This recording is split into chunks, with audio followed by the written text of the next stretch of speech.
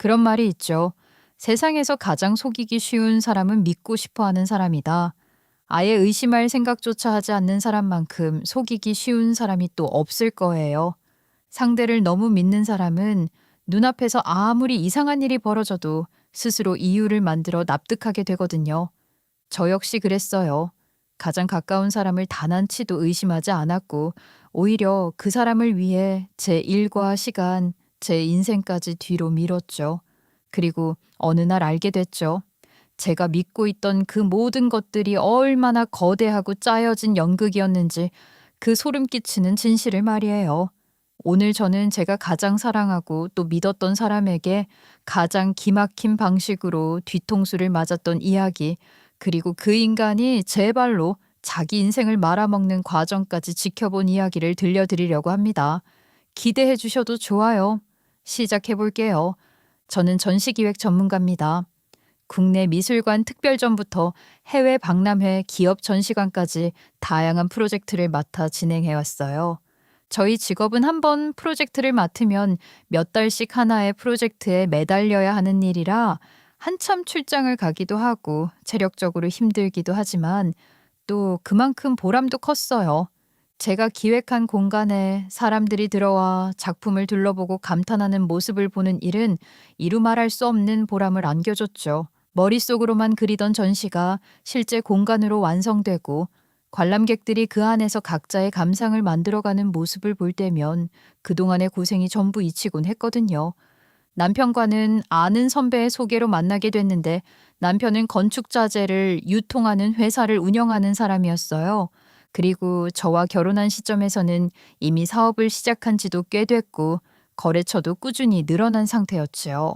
남편은 회사를 조금 더 키워보려고 창고를 넓히고 직원도 충원하면서 대출이 좀 생긴 상태였는데 그래도 거래처 몇 군데와 큰 계약을 앞두고 있었고 그 계약만 잘 마무리되면 사업이 한 단계 더 성장할 거라며 의욕이 넘쳤어요. 저 역시 남편이 그동안 얼마나 열심히 회사를 키워왔는지 알고 있었기에 일이 잘 풀리기를 진심으로 바랐죠. 그러던 어느 날 제가 유럽에서 열리는 한국 특별전 설치 때문에 출장을 가 있던 때였습니다. 현지에서 전시장 설치를 모두 마치고 호텔로 돌아와 겨우 쉬려던 참이었는데 한국에서 전화가 걸려왔어요. 모르는 번호였는데 어쩐지 받기 전부터 뭔가 기분이 쎄하고 영 찜찜했어요. 이상하게 속끝까지 차가워지는 너무 불쾌하고 불안한 기분으로 전화를 받았고 예상은 빗나가지 않았어요.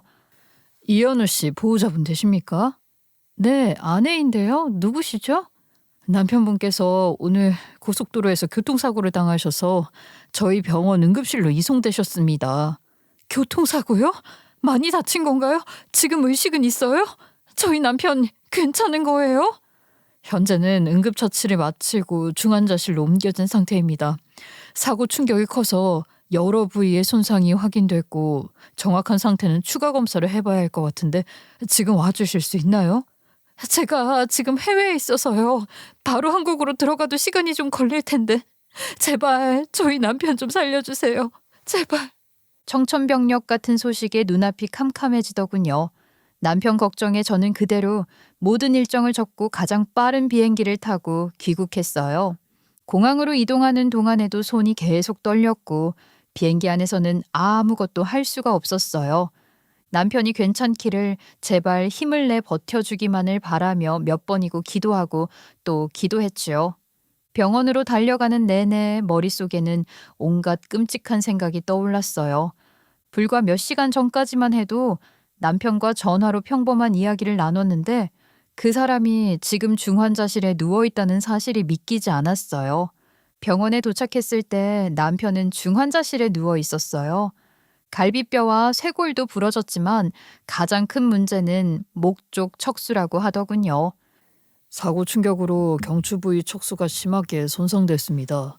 응급수술은 무사히 끝났지만 수술이 끝났다고 해서 바로 상태를 알 수 있는 병은 아니에요. 그럼 언제쯤 회복 가능성을 알 수 있는 건가요? 다시 움직일 수 있는 건 맞는 거죠. 척수 손상은 사고 직후 부종이 심하기 때문에 최소 몇 주에서 길게는 몇 달까지 지켜봐야 합니다. 부종이 빠지고 재활을 진행해 봐야 실제로 신경 기능이 얼마나 남아있는지 판단할 수 있어요. 지금 목 아래를 전혀 움직이지 못하잖아요. 이 상태가 그대로 굳어질 수도 있다는 말씀이세요? 아직은 어느 쪽도 단정할 수 없습니다. 일부 기능이 돌아오는 경우도 있고 회복이 제한적인 경우도 있어요. 지금으로서는 상태를 안정시키고 재활을 최대한 빨리 시작하는 게 일단 제일 중요합니다. 가능성이 조금이라도 있다면 할 수 있는 건 전부 해주세요. 재활이든 치료든 뭐든 다 좀 부탁드려요. 제발. 처음에는 진통제와 수술 후 처치 때문에 남편은 아예 정신도 차리지 못했어요. 시간이 조금 지나 호흡은 안정됐고 의식도 또렷해져 일반 병실로 옮겼지만 상황은 크게 달라지지 않았어요. 목 아래는 거의 움직이지 못했고 팔도 손가락이 아주 미세하게 움찔하는 정도였거든요. 그때부터 불안감은 커져갔고 점차 절망감이 너무 저를 지배하기 시작했습니다. 남편이 괜찮기를 바라고 싶었지만 다시 일어나 걸을 수 있을 거라는 희망은 도저히 보이지 않았어요. 그런 제게 의료진은 희망이 아예 없는 건 아니라며 재활을 최대한 빨리 시작하면 걸을 가능성도 충분하다고 했고 저는 기적을 바라는 수밖에 없었죠. 재활병원으로 옮긴 뒤부터는 아침부터 물리치료, 작업치료, 관절이 굳지 않도록 팔다리를 반복해서 움직여주는 운동까지 하루 일정이 빼곡했어요. 손가락 하나 움직이는 것조차 힘들어 땀을 비오듯 흘려야 했고 치료사들은 조금이라도 신경 반응이 남아있을 가능성이 있으니 포기하지 말자고 했지만 눈에 띄는 변화는 좀처럼 나타나지 않았어요. 여전히 기적은 찾아와 주지 않았고 몇 달이 지나도 기대만큼 회복되지 않자 남편도 저도 점차 힘들어지기 시작하더라고요. 그 당시 저는 장기 휴직 신청을 하고 거의 반년 동안 병원에서 살다시피 했거든요. 아침에 병원으로 출근해서 저녁에 집으로 돌아오는 생활을 반복하다 보니 몸도 마음도 너무 힘들었죠. 그래도 남편이 조금이라도 회복하는 게 더 중요했어요.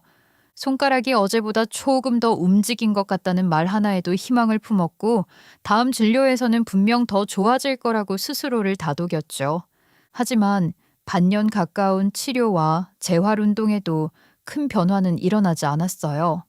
남편은 의식도 또렷했고 말도 정상적으로 했고 모든 게 전과 같았지만 남편의 몸은 그대로 굳어 있었고 할 수 있는 일이 없었어요.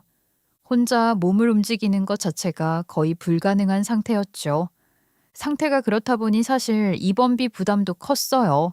의료진도 더 이상 입원만 계속하기보다는 집에서 재활을 이어가며 경과를 보는 게 낫겠다고 했고 결국 저는 남편을 집으로 데려오게 됐습니다. 그때부터는 저 역시 언제까지고 휴직만 할 수는 없었어요. 생활비도 벌어야 했고 앞으로 얼마나 오래 재활을 해야 할지도 알 수 없는 상황이었으니까요. 그렇다고 남편을 혼자 집에 둘 수도 없는 노릇이잖아요. 결국 여러 곳을 알아본 끝에 남편을 돌봐줄 반상주 요양보호사를 구하기로 했죠. 오늘 방문요양센터 몇 군데 상담 받아봤거든. 전문가들이 많이 계시더라고. 척수 손상 환자 돌본 경험도 있고 경력 오래된 분이 계시더라. 여자분이긴 한데 연세도 좀 있으시고 괜찮을 것 같은데 당신은 어때? 나야 뭐 당신한테 미안해서 그렇지. 보호사야 뭐 누구든 상관없지. 일단 그럼 면접 날짜 잡아볼게. 나 때문에 이런 것까지 알아보게 해서 정말 미안해. 무슨 소리야. 나야말로 미안하지. 당신 혼자 두고 나만 일하러 나가는 거 너무 미안해. 그런 말 마. 당신한테 정말 못할 짓 많이 한다 나. 암튼 좋은 분이었으면 좋겠다. 당신 잘 돌봐주실 분이었으면. 그리고 면접을 하기로 약속한 날, 약속 시간보다 조금 이른 시간에 제가 생각했던 것보다 훨씬 젊은 여자 요양보호사가 집으로 왔어요. 나이를 여쭤보니 40이라고 하더라고요. 흐릿한 사진으로 확인했을 땐 좀 더 나이가 있어 보였는데 되게 젊은 분이 오셨네? 싶었죠. 단정한 인상의 요양보호사는 요양보호사 자격증은 물론이고 장애인 활동 지원사 교육도 받았고 이전에도 척수 손상 환자를 몇 년 동안 돌본 경험이 있다고 하며 자격증 사본이며 경력증명서, 이전 보호자가 직접 써준 감사 편지까지 파일에 차곡차곡 정리해서 가져왔더라고요. 경력이 정말 오래되셨네요. 척수 손상 환자도 직접 돌보셨다고요? 센터에서는 연세가 많다고 했는데 너무 젊으세요. 네, 몇 년 동안 한 분을 계속 돌봤어요. 그래서 체위 변경이나 이동 보조, 재활 운동 보조도 익숙한 편입니다. 저 혹시 실례가 안 된다면 어떻게 이 일을 시작하게 되셨는지 여쭤봐도 될까요? 젊은 분 같은데 사실 쉽지 않은 일이잖아요. 그게 제가 초등학생 아들이 하나 있는데 선천적인 장애가 있어요. 어려서부터 병원을 정말 많이 다녔거든요.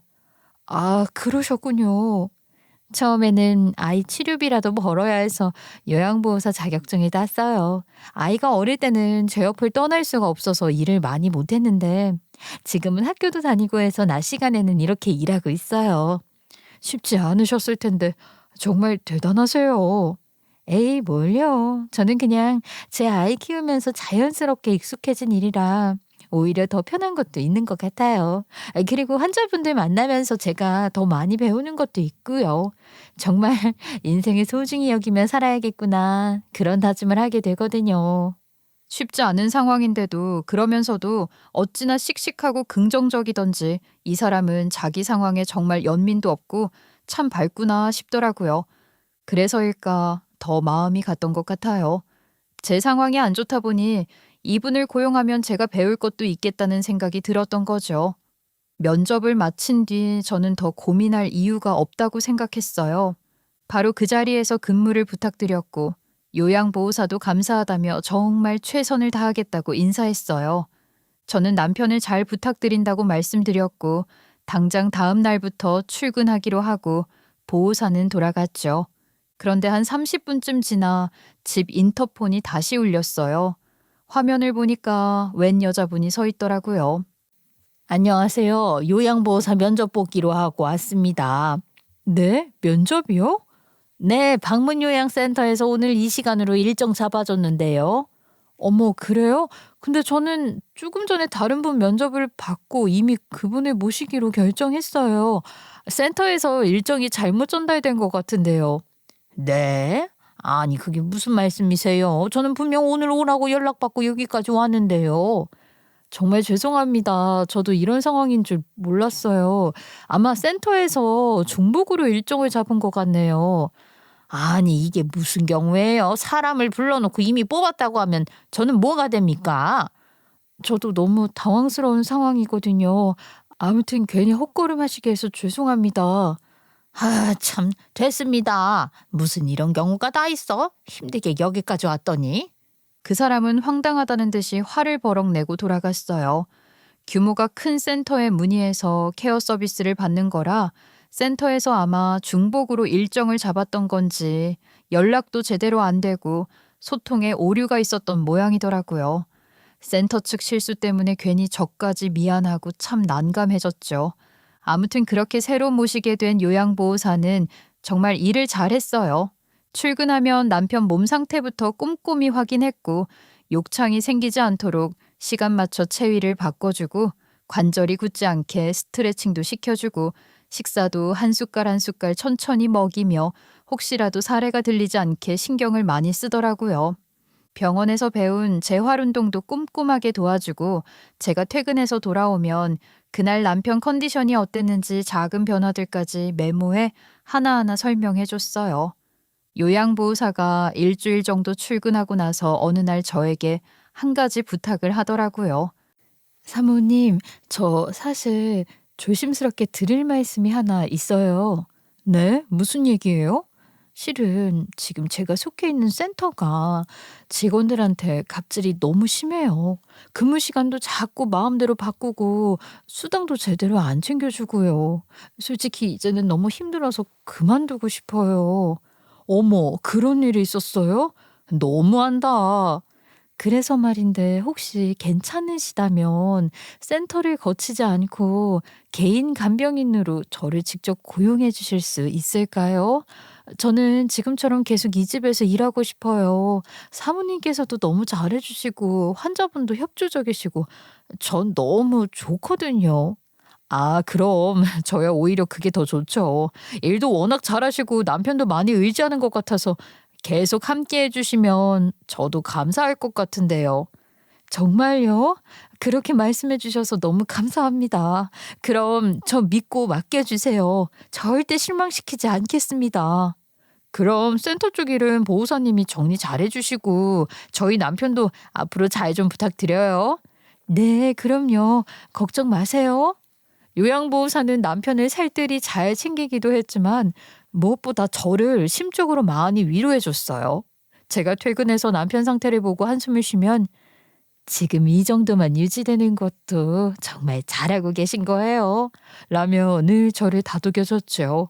제가 남편을 계속 맡겨두는 게 미안해서 간식이라도 하나 사오면 절대 빈손으로 받지 않고 집안 정리라도 더 해놓고 갔고, 가끔 제가 너무 늦게 들어오는 날이면 남편 저녁까지 다 챙겨놓고 반찬도 냉장고에 정리해주기까지 했으니 그 마음이 너무 고마웠죠.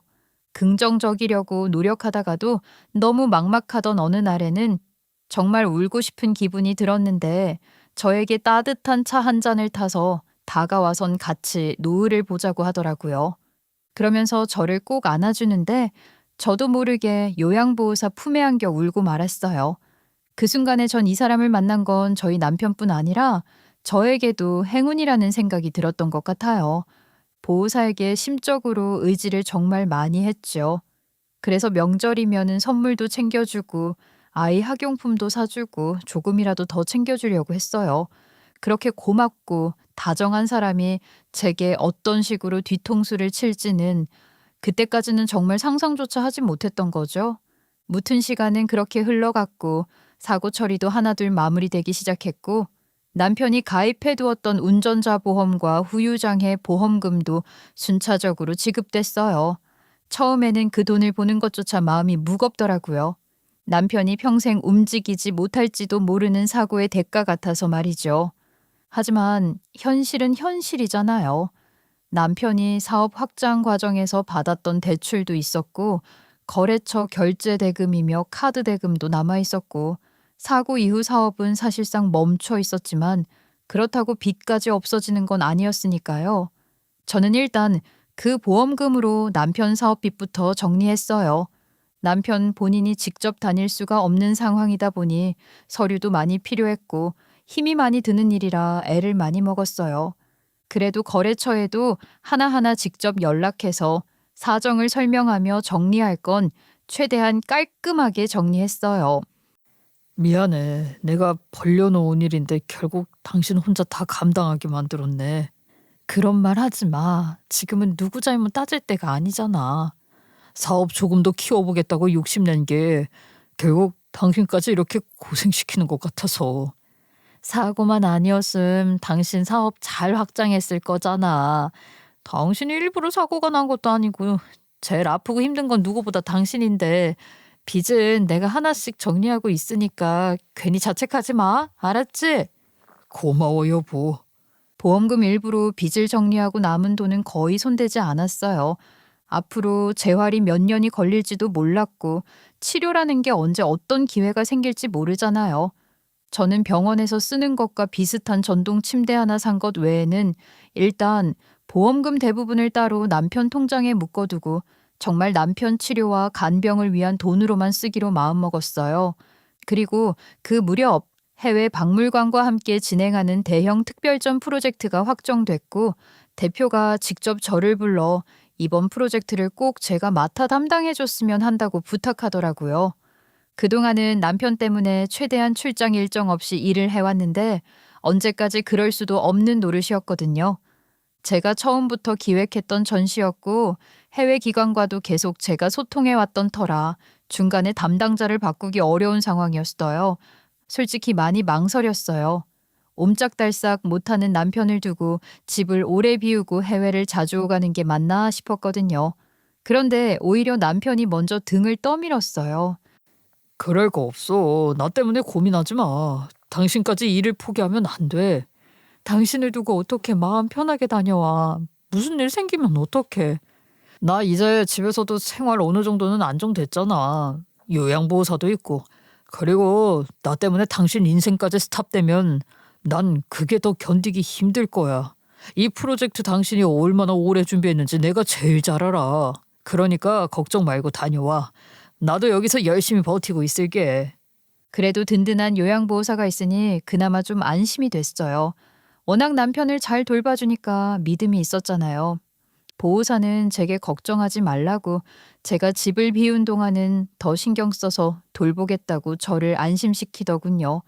예전처럼 몇 주, 길게는 몇 달씩 해외에 나가는 건 부담스러워 회사와 협의해서 최대한 짧게 다녀오는 일정으로 조정했지만 그래도 해외 출장이나 야근이 계속 생겼어요. 전시라는 게 설치 기간에는 하루 종일 현장에 붙어 있어야 하고 막판에는 밤새는 일도 흔했으니까 최대한 안 하려고 해도 집을 비우는 시간이 자연스럽게 늘어났죠. 그럴수록 요양보호사에게 의지하는 일도 많아졌어요.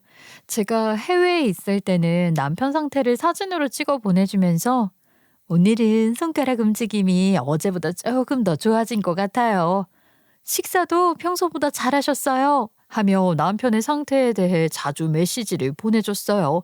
그러다 한 번은 제가 출장을 갔을 때 현장에서 설치 작업이 예상보다 길어지면서 귀국 비행기를 하루 미뤄야 하는 상황이 생겼어요. 그런데 그날 밤 남편이 갑자기 고열이나 한바탕 난리를 치렀나 봐요. 하지만 다행히 요양보호사가 있어 의료진을 집으로 불러 필요한 조치를 해줬어요. 사모님, 너무 걱정하지 마세요. 갑자기 열이 올라서 바로 의료진을 불렀는데 필요한 처치는 다 받았습니다. 지금은요? 괜찮은 거죠? 그 이한테 무슨 문제 생긴 건 아니죠? 네, 다행히 큰일은 아니에요. 바로 치료를 받아서 지금은 열도 많이 내려갔고 상태도 안정됐습니다. 미안해요. 그런 상황에 내가 있었어야 하는데. 사모님 잘못이 아니잖아요.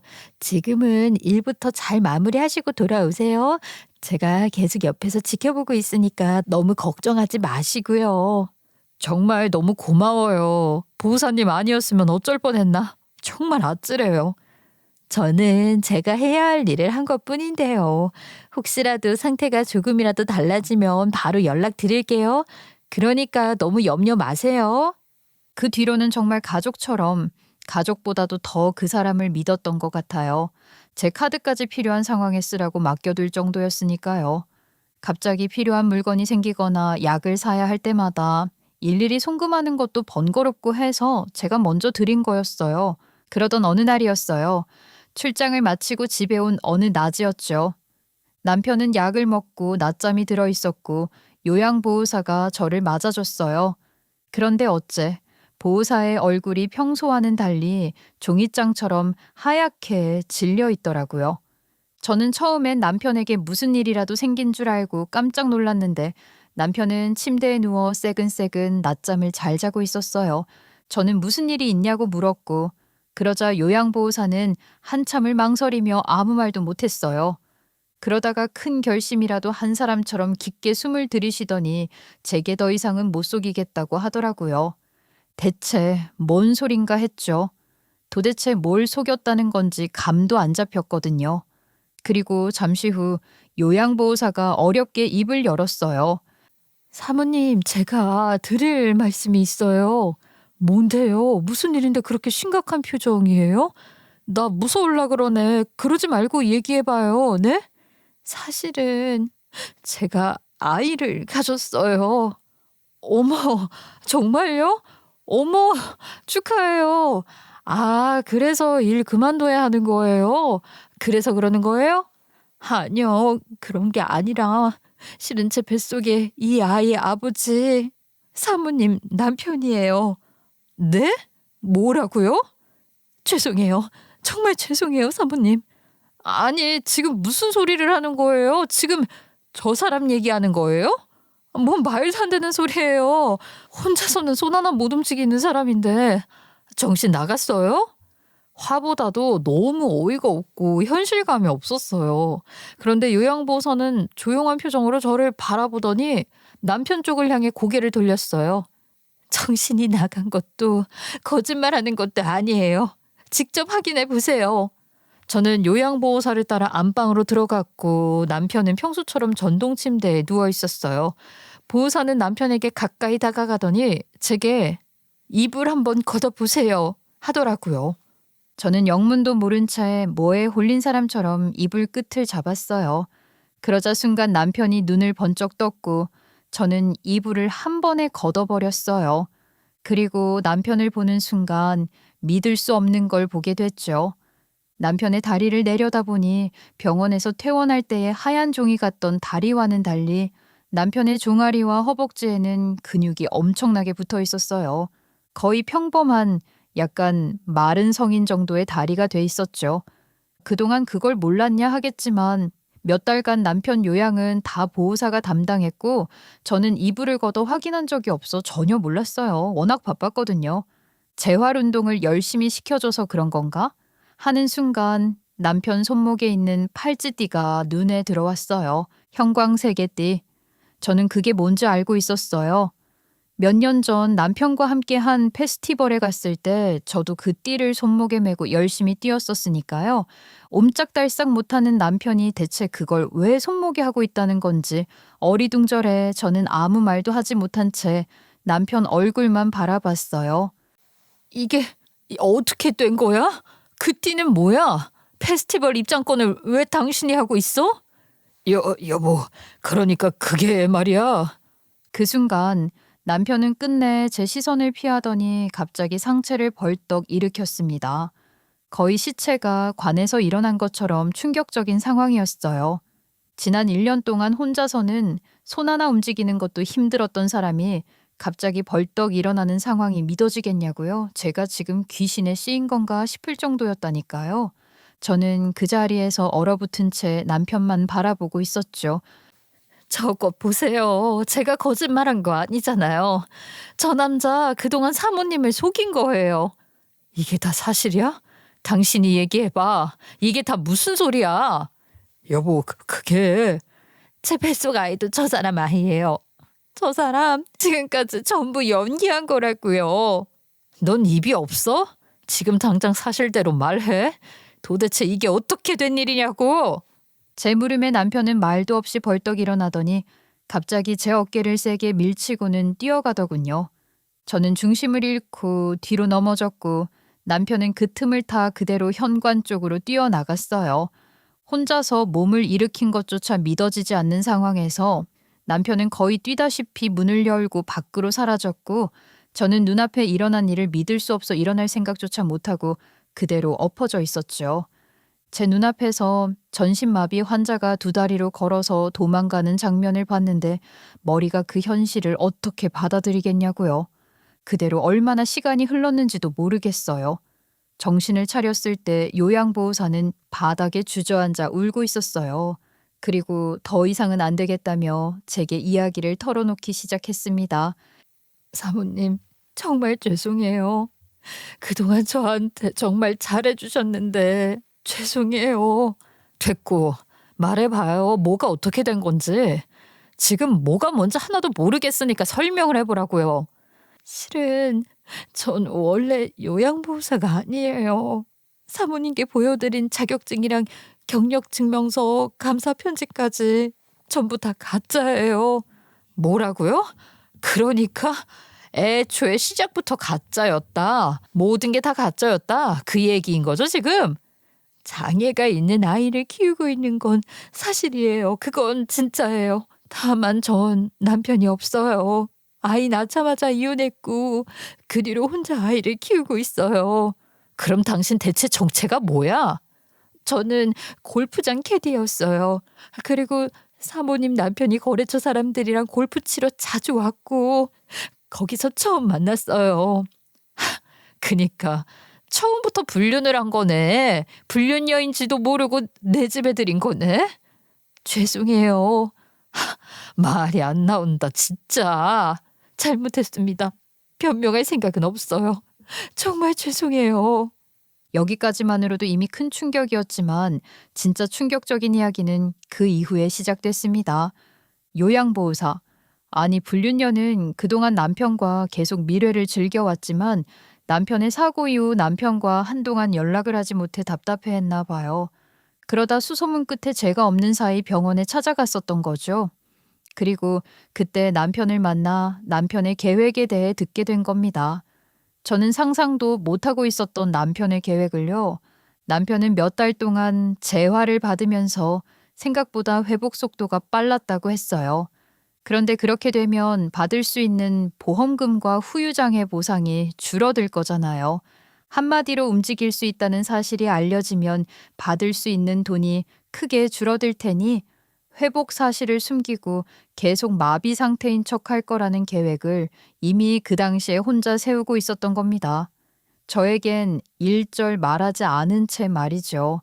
그 무렵 남편이 계속 집에 가고 싶다, 집에 가서 있고 싶다, 타령을 해댔던 것도 그 이유였던 거구나 싶더라고요. 자꾸 옆에 의료진이 있으면 행여나 자기가 신경을 되찾고 근육을 되찾아 가고 있다는 걸 눈치챌 수도 있으니까요.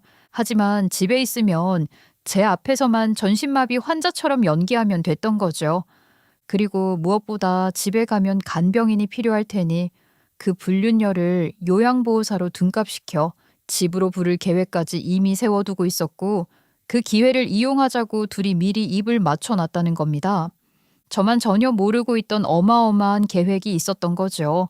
그러니까 정리하자면 애초에 이 여자는 요양보호사도 아니었고 남편과 함께 둘이 다 꾸며낸 짓이었던 거예요. 남편은 제가 언제 면접을 보는지 어느 시간에 사람이 오기로 했는지를 이 불륜녀에게 모두 알려줬고 그날 약속보다 조금 먼저 집에 와서 원래 오기로 했던 요양보호사인 척하며 자연스럽게 면접을 본 거죠. 그 면접날 뒤늦게 도착했던 그 사람이 제가 센터와 연락해 약속을 잡은 진짜 요양보호사였는데 저는 그것도 모르고 인터폰으로 돌려보냈던 거였고요. 그리고 이후 남편은 점점 더 상태를 회복해갔고 제가 집을 비우면 남편은 침대에서 일어나 집 안을 돌아다녔고 둘은 아무 일도 없었던 것처럼 생활했던 거예요. 여자의 뱃속에 남편의 아이가 생길 만큼의 생활을 말이죠. 그쯤 되자 남편은 보험금도 들어왔겠다. 어느 정도 보험 사기 의혹을 벗어날 시점에 저와의 결혼 생활도 정리하고 새로운 삶을 시작할 생각이었던 것 같아요. 그러면서 이 불륜녀에게 재혼하자고 했던 거죠. 불륜녀 역시 그날만 기다리고 있었을 거고요. 그런데 시간이 지나면서 남편 태도가 슬슬 달라졌다는 겁니다. 조금 정리되면 새로 시작하자고. 이혼하고 살림 합치자고 아이까지 같이 책임지겠다고도 했어요. 근데 어느 날부턴가 조금씩 달라지기 시작했어요. 갑자기 왜? 제 아이를 만나고 난 뒤부터였어요. 그 뒤로는 이상하게 연락도 뜸해지고 애 이야기만 나오면 말을 돌리더라고요. 그동안은 막연하게 제 아이에 대해 얘기만 듣다가 막상 진짜 만나보니까 이거 장난 아니겠는데 했겠죠? 저랑 결혼하면 장애가 있는 아이까지 책임져야 한다는 게 부담됐던 거겠죠. 저희 아들 장애 정도가 좀 심하거든요. 하긴 놀랍지도 않네. 이 가정도 깨려는 무책임한 남자가 생판 남의 아이까지 책임질 거라고 기대했다면 너무 순진한 거 아니에요? 네, 그렇죠. 무튼 그때부터 뭔가 이상해서 그 사람이 숨겨둔 휴대폰을 봤어요. 그런데 이 남자 이중으로 바람을 피우고 있더라고요. 누군데요, 그 상대는? 사업하던 시절 예전에 비서로 일하던 여자예요. 근데 둘이 주고받은 문자 같은 걸 보는데 어이가 없더라고요. 저한테 했던 말이랑 똑같은 말을 그 여자한테도 하고 있었어요. 사랑한다, 곧 정리한다, 같이 살자는 말까지. 알아요. 사모님이 보시기엔 똑같은 불륜녀 상간녀일 거라는 거. 근데 저는 솔직히 좀 배신감이 들었어요. 배신감이라. 웃기네요. 죄송합니다. 근데 아무튼 그때 알았어요. 저도 이용당한 거였다는 걸요. 제가 특별한 줄 알았는데 아니었다는 걸요. 결국 저도 버리고 사모님과도 이혼하고 아이도 없는 더 어린 여자를 선택하려고 했던 거구나 깨달았죠. 그래서 이제 와서 나한테 이걸 다 말하는 이유가 뭐예요? 배신감에 복수하려고? 그런 것도 있지만 솔직히 사모님께 죄송한 마음도 커요. 처음에야 그냥 작정하고 들어온 거지만 사모님이 저한테 너무 잘해주셨고 좋은 분이셔서 죄책감을 많이 느꼈어요. 그래서 더는 안 될 것 같아서 그래서 말씀드리는 거예요. 저 욕하셔도 돼요. 때리셔도 돼요. 맞아도 할 말 없어요. 저도 알아요. 그치만 사모님만은 끝까지 속이면 안 될 것 같았어요. 그것만은 진심입니다. 불륜녀의 말을 듣는 내내 저는 차마 아무 말도 하지 못했어요. 제가 병원 바닥에서 밤을 새우고 보험금으로 남편 빚 갚느라 이리저리 뛰어다니고 남편의 회복만을 바라며 제 삶을 모두 뒤로 밀었던 지난 시간들이 머릿속을 스쳐 지나갔어요. 저를 속이고 있다고는 꿈에도 상상하지 못했던 남편과 또 제가 가족처럼 믿었던 요양보호사까지 모두가 저를 속이고 있었던 그 현실을 제가 어떻게 한 번에 받아들일 수가 있겠어요. 하지만 저를 잊는 힘껏 밀치고 도망친 남편을 본 이상 그게 어쩔 수 없는 현실이었고 저는 그 현실을 받아들여야 했어요. 정신을 겨우 추스른 저는 제가 할 일을 차분히 정리하기 시작했습니다. 불륜녀는 자기 잘못을 인정했고 제게 미안하다며 자기가 가지고 있던 자료를 전부 제게 넘겨주더군요. 남편과 주고받은 메시지, 통화 기록, 보험금을 받으면 어떻게 하자는 대화, 제가 출장 간 날짜에 맞춰 집에서 만난 정황, 남편이 회복 사실을 숨기겠다고 말한 내용까지 그대로 남아있더라고요. 심지어 재활을 마친 뒤 몰래 걸어 다니는 영상을 서로 주고받은 기록도 있었고요. 보험금을 타내기 위한 연기를 입증하기에는 충분했죠. 남편이 어디로 갔는지 모르는 상황에서 저는 일단 바로 변호사를 찾아갔어요. 변호사는 상황을 바로 정리해줬고 보험사 조사팀에 자료를 넘겼어요. 보험사는 누구보다 발빠르게 움직였어요. 보험사야 자기네들 손에는 단 한 푼도 보지 않으려는 사람들이잖아요. 아까운 돈이 지급됐으니 지구 끝까지라도 찾아가 다시 받아낼 사람들이 바로 보험사란 말이죠. 보험사에서는 보험금과 후유장의 심사 자료를 다시 검토했고 병원 진료 기록과 재활 기록, 병원 CCTV, 추가 진료 내용까지 다시 확인하기 시작했습니다. 그리고 그렇게 남편은 경찰 지원을 통해 붙잡혔어요. 그 사이에 이미 통장에 있던 돈을 다 출금해서 도망가려다 붙잡힌 상황이었어요. 조사가 시작되자 남편은 처음에는 딱 잡아떼더군요. 제가 일부러 속인 게 아닙니다. 보험이 집행됐던 당시에는 분명히 못 걸었어요. 마비가 맞았다고요. 몸 상태라는 게 그렇죠. 좋아졌다가 또 나빠졌다가를 반복한다고요. 척수 손상은 원래 그렇잖아요. 그렇다면 왜 의료진에게는 계속 움직이지 못하는 것처럼 행동하셨습니까? 아니 그거야 뭐 제가 연기한 게 아니라 회복 과정이 일정하지 않았던 것뿐이고요. 이 봐요. 보험금 관련돼야 회복 사실을 숨기자는 메시지 그리고 걸어다니는 영상까지 다 확보돼 있어요. 어디서 자꾸 거짓말이에요? 아니 난 진짜 억울하다니까요. 남편은 계속 우겨봤지만 그게 어디 먹히겠어요. 자료가 그렇게나 많은데요.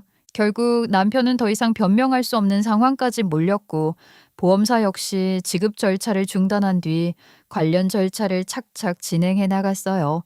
결국 보험금 지급은 중단됐고 이미 지급된 돈들 중에도 대부분이 환수 절차에 들어갔어요. 거기에 허위 상태를 전제로 한 보험 사기는 엄연한 범죄잖아요. 돈 좀 챙겨보려다 범죄자가 되게 된 거죠. 그때부터 남편은 제게 싹싹 빌어대기 시작했죠. 내가 당신한텐 진짜 미안해. 근데 기댈 때가 당신뿐이야. 왜? 너 여자 많잖아. 그 비서한테 도와달라고 하면 되지. 왜 나한테 이래? 아니 걔는 그냥 잠깐 논 것뿐이야. 그런 골빈년이랑 내가 왜 진지하게 만나겠어. 진심도 아니었다고. 여보 제발 한 번만 살려줘. 변호사 좀 써줘. 당신만 도와주면 돼. 내가 왜 널 도와? 여보 제발. 나 감옥 가는 건 당신도 안 원할 거 아니야. 나 지금 빚더미에 앉게 생겼어. 제발 변호사 구하는 것만 좀 도와주면 안 될까? 네가 감옥 가는 걸 내가 왜 안 원할 거라고 생각해? 난 그걸 너무 보고 싶은데. 여보. 야, 이씨, 그놈의 여보 소리 좀 집어치워줄래? 진짜 역겹거든? 그리고 네가 불륜을 했다는데도 화가 안 나더라. 왜? 너랑 만나는 그 여자들이 개불쌍해서. 이유는 뭐 말 안 해도 알겠지? 그게 무슨 뜻이야? 무슨 뜻이냐고? 거울이나 쳐봐. 남편이 수사를 받는 사이 저는 그와 동시에 이혼 소송도 시작했어요. 남편은 보험 조사 문제, 범죄 수사에 이혼 소송까지 한꺼번에 터지면서 정신을 차릴 틈도 없었죠. 그렇게 남편 놈을 처리하는 그 과정에서 이 불륜녀는 어떻게 해야 될지 모르겠더라고요. 처음엔 이 인간에 대해서도 열이 받았죠. 그치만 어쨌든 제가 이 모든 진실을 알게 된 게 이 불륜녀 때문이긴 했잖아요. 그리고 그 순간부터는 단 한 번도 변명을 하지 않았거든요. 자기 잘못을 인정했고 자기 때문에 벌어진 일이라며 수사에도 적극적으로 협조했고 증거도 다 줬고요.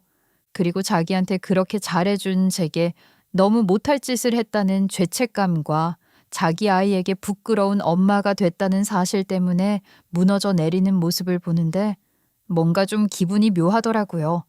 제게는 정말 죽여버리고 싶을 만큼 큰 잘못을 저지른 사람이지만 그래도 자기 잘못은 최소한 알고 있었으니까요.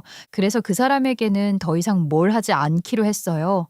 스스로 평생 안고 살아갈 남편에 대한 배신감, 저에 대한 죄책감, 아이에 대한 미안함만으로도 죗값은 충분하다고 생각했죠. 근데 기억하시죠? 불륜녀는 하나가 아니라 하나 더 있었잖아요.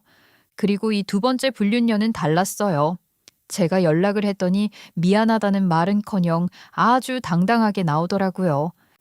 유부남인 것도 알았고 이미 나랑 만난 적도 있으면서 어떻게 그런 짓을 했어? 그 나이에 불륜이나 하고 그러고 살고 싶니? 이미 끝난 결혼 아니었나요? 같이만 살았지 남남이나 다름없다고 하던데요? 남편 마음도 못 잡으신 거면 사모님 책임도 있는 거 아닌가요? 왜 저한테만 그러세요? 참. 어쩜 대사도 그렇게 뻔하니? 뭐 사랑과 전쟁 찍는 줄 알았다. 에이구 뻔해. 어쩜 그렇게 드라마에서나 보던 못된 불륜녀 대사 그대로인지. 근데 뭐 남편한테 정도 다 떨어진 마당에 내 남편 뺏어갔다고 화낼 것도 아니었고 그냥 인생 참교육이나 시켜주자 싶었어요. 너 특별한 거 아니야. 정신 좀 차려 하는 마음으로 남편이 첫 번째 불륜녀에게 했던 말들과 온갖 사탕 발린 대사들을 캡처해서 그대로 보내줬죠. 이거나 읽어봐. 너한테만 했다는 그 사랑한다는 말, 평생 책임지겠다는 말, 다 다른 여자한테도 똑같이 했더라고. 그리고 나한텐 그러더라. 그냥 어린 년 잠깐 데리고 논 것뿐이라고. 머리 든 것도 없어서 갖고 놀기 딱이더라고. 뭐라고요? 야, 정신 차려. 너 젊은 거 하나 믿고 늙은 남자한테 들이대면서 뭐 봉 하나 잡아보자 싶은 모양인데 그 늙은 놈들이 널 진짜 상대로 생각이나 할 것 같니? 정신 차려 기집애야. 뽕 넣을 시간에 네 대가리나 채워. 너 같은 것도 같은 여자라고 충고해 주는 거다. 20대 나이에 작정하고 불륜녀가 되기로 한 애가 정신을 차릴 수 있을진 모르겠지만 젊은 나이에 남편 비서로 일하면서 자기만 남편에게 특별한 존재인 줄 알았는데 알고 보니 전혀 아니었다는 깨달음을 얻었으니 적어도 하나는 배웠겠죠. 보험금을 다 토해내고 징역까지 갈지 말지 하는 상황의 남편이 그 여자한테 신경 쓸 겨를도 없었을 거고요. 한편 남편은 결국 모든 걸 잃었어요. 처음엔 서서히 회복한 척 연기하며 다시 사업도 할 계획이었던 것 같지만 그건 전부 물거품이 됐죠. 보험금으로 갚았던 대출금도 다시 환수 절차에 들어갔으니 결국 사업도 전부 정리할 수밖에 없었거든요. 저랑도 이혼했고 의자왕 놀이를 하던 그 곁에 있던 여자들도 돈 없는 사람이 되니 하나둘 다 떠나가 버렸어요. 당연히 그 순간부터는 저와도 아무 상관없는 사람이 됐고요. 저는 이혼 후 일에만 집중했어요. 큰 옥 하나가 사라지니 저도 훨씬 더 프로페셔널해지더라고요. 그동안 전 남편 때문에 일부러 맡지 않았던 해외 프로젝트들도 다시 맡게 됐고 자연스럽게 일에 더 몰입하게 됐어요.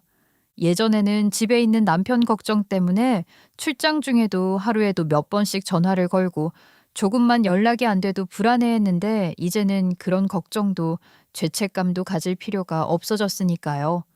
오랜만에 전시에만 온전히 집중하면서 해외를 오가다 보니 제 인생이 다시 정상 궤도로 돌아왔다는 생각이 들더라고요.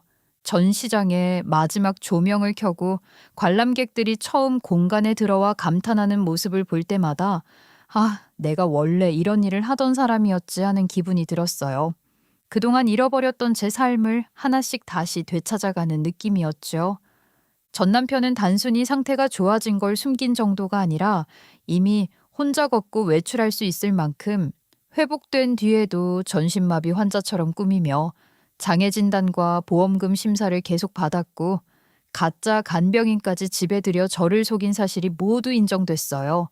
무엇보다 몇 달 동안 연기를 하며 계획적으로 범행을 이어왔고 들킨 뒤에도 끝까지 거짓말로 부인한 탓에 재판부도 죄질이 매우 나쁘다고 판단했죠. 전 남편은 결국 징역 2년 6개월의 실형을 선고받아 법정 구속이 됐습니다.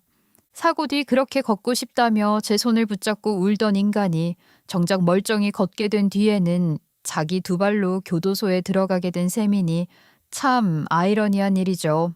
그리고 형사처벌로 끝난 것도 아니었어요. 보험사는 전 남편이 이미 받아간 보험금 전액에 지연이자까지 붙여 반환하라는 민사소송을 냈고 판결이 나오자 전 남편 명의의 예금과 차량, 사업체 보증금에 곧바로 압류가 들어갔거든요. 전 남편은 조사받는 동안에도 보험금 일부를 사업 자금과 대출 상환에 써버린 뒤라 당장 돌려줄 현금이 없었잖아요. 결국 가지고 있던 주식과 차량부터 처분해야 했고 그래도 모자라 사업장 창고의 보증금과 매출 채권까지 압류당했고요. 한마디로 가진 것을 하나씩 전부 잃어버린 거죠. 돌이켜보면 그놈은 사고 때문에 인생이 망한 게 아니었어요. 사고 이후에도 다시 일어설 기회는 분명 있었어요. 꾸준히 재활하면서 새 출발을 할 수도 있었고 힘들더라도 저와 함께 다시 살아갈 수도 있었겠죠. 하지만 진실보다 거짓말을, 노력보다 욕심을 선택했고 결국 스스로 자기 인생을 무너뜨렸어요. 반대로 저는 가장 힘든 시기에 모든 걸 잃은 줄만 알았는데 시간이 지나고 보니 거짓말하는 사람 하나를 잃었을 뿐이더군요. 그 사람은 결국 자기 욕심 때문에 모든 걸 잃었지만 저는 적어도 다시는 그런 사람에게 제 인생을 맡기지 않는 법을 배우게 됐어요. 그리고 이제는 제 두 발로 누구에게도 휘둘리지 않는 제 인생을 살아가려고 합니다. 사람이 거짓말을 오래 하다 보면 자기가 남들보다 훨씬 영리하다고 착각하는 모양이에요. 모두를 속이고 원하는 것만 챙길 수 있을 것 같겠죠. 하지만 거짓말이라는 게 참 웃긴 게 처음에는 남을 가두려고 만든 덫인데 언젠간 스스로 그 덫에 걸리고 만다는 점이죠. 전 남편은 걷지 못하는 사람인 척하며 돈도 얻고 아내도 속이고 여자들까지 마음대로 부릴 수 있다고 생각했을 거예요. 그런데 결국 그 멀쩡한 두 다리로 걸어 들어간 곳이 교도소였으니 세상 일 참 묘하죠. 이번 일을 겪고 사람을 무조건 의심하며 살아야겠다고 생각하지는 않아요. 다만 누군가를 사랑한다는 이유로 제 눈과 판단까지 대신 맡기지는 않으려고 해요. 믿음은 소중하지만 제 인생의 운전대까지 넘겨주는 건 전혀 다른 일이니까요. 앞으로는 누구를 믿든 제 두 발은 땅에 단단히 딛고 제 눈으로 보고 제 선택으로 살아가려고 합니다. 여러분들도 부디 그런 삶을 사시길 바라며 제 이야기를 끝까지 들어주셔서 진심으로 감사합니다.